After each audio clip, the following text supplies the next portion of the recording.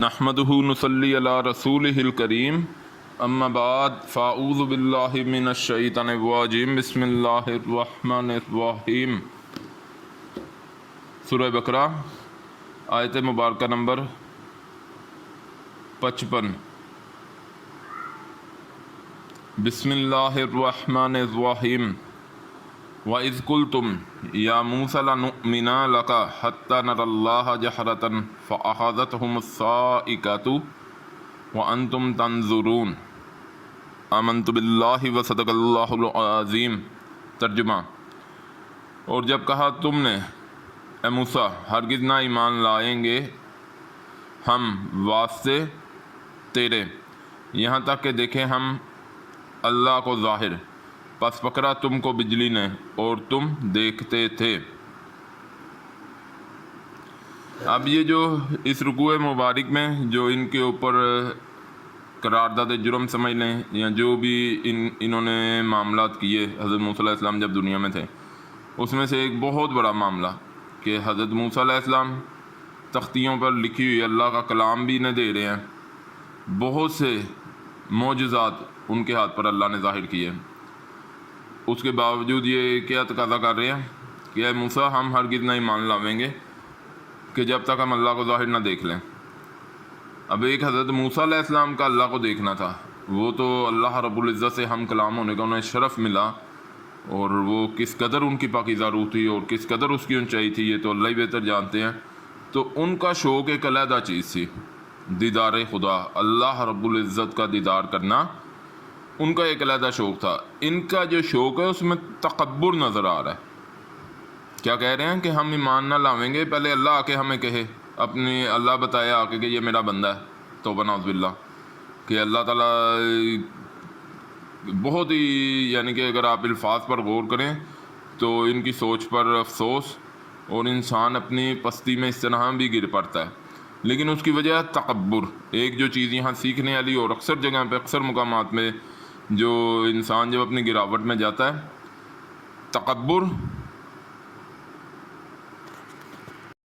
یا مایوسی، دو ایسی انتہائیں ہیں جن کے درمیان میں چلنا بندہ مومن کا شیوہ ہے، بین بین چلتا رہے۔ تکبر سے اللہ بچائیں، مایوسی سے اللہ بچائیں۔ تکبر شیطان، مایوسی شیطان۔ تکبر ہو گیا ابا واستکبرا، تکبر کیا اس نے، شیطان نے، روندہ درگاہ الہی ہو گیا، اور پھر اللہ کی رحمت سے مایوس ہو گیا کہ میں تو اب بھٹک گیا ہوں تو ان کے بھی رستے پہ بیٹھوں گا۔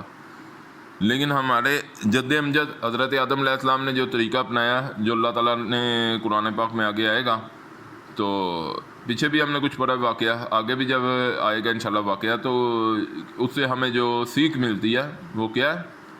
توبہ۔ توبہ کرو، رب کی طرف پلٹو۔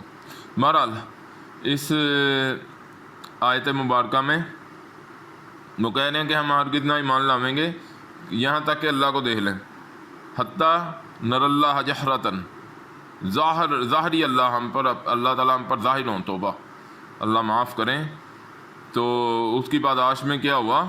پس پکڑا فاخذتہم الصاعقۃ، پس پکڑا تم کو بجلی نے۔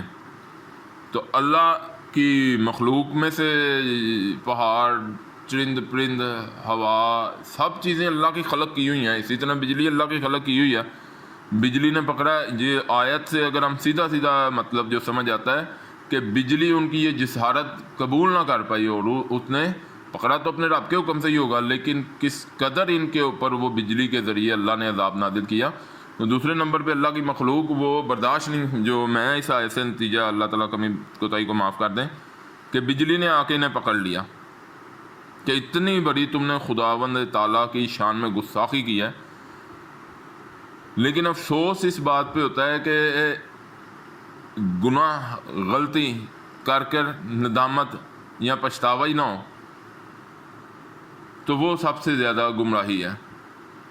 تو بہرحال جو انسان گناہ کر لے اور پھر پچھتائے اس پر، تو وہ اصل بندہ مومن۔ پھر اس کے بعد توبہ کے مرحلے ہیں، پھر اللہ تعالیٰ اس کی روح کو صاف کر دیتے ہیں، جو اس کے دل پر، قلب پر یا روح پر جو ان گندگیوں سے نشانات پڑ جائیں، گمراہی آ جائے، تو لیکن دوسری طرف جو حدوں سے نکل جائیں، اور یہ تو انہوں نے بہت بڑی اللہ کی حد کراس کر دی، جو پھر عذاب الہی سیدھا سیدھا ان پر نازل ہو گیا، اور تم دیکھتے تھے۔